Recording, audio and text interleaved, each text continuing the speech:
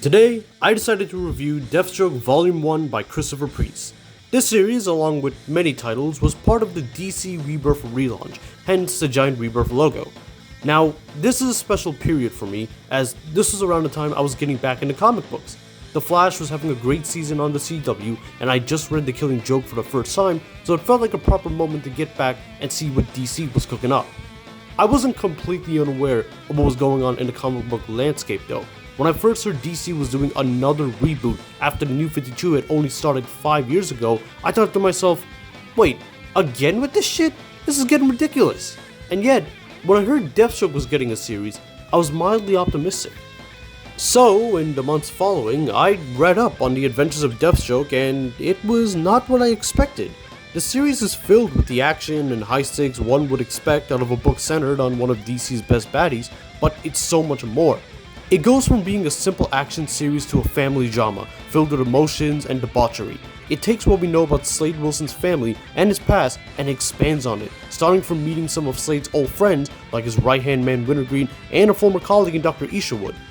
It's through these interactions that we learn more about Slade, such as how his suit was a prototype made by Isherwood, who perfects it to become Icon. This comes back into play in a later volume once we meet another member of Slade's family and a former Titan. The family drama starts to expand once Slade reconnects with his daughter Rose Wilson, another assassin who goes by the name Ravager and is also clairvoyant, able to see a few seconds into the future. He learns that a hit has been put out on her and they team up to find out who set up the contract. Their trail eventually leads them to Gotham City, where they come into contact with Mr. Prep Time himself, Batman. Slade is smart enough to know Batman didn't put out the hit, but he asks him for his help by doing the most Deathstroke shit possible by kidnapping his kid.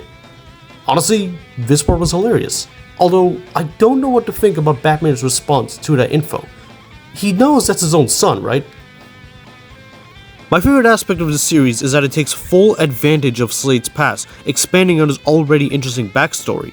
He was an army man who fell in love with his commanding officer Adeline Kane, and they leave the army to start a family together. Slade becomes a super soldier and starts a career as a mercenary named Deathstroke behind his wife's back. One day, one of his enemies finds out about his identity, and as Slade confronted him, the man slits his son Jericho's throat. When his wife finds out, she does what any normal woman would do. She shoots him in the back of the head. The dialogue is perfect. This was my first experience reading anything by Christopher Priest, and he nails the characters and the personalities. The amazing dialogue is complemented highly by the artwork, which changes depending on the issue.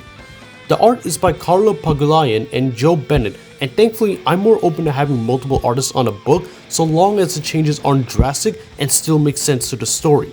Overall, I absolutely love this book. I love the entire series, and I'd love to cover the rest one day when I get my hands on either an omnibus or the other trade paperbacks.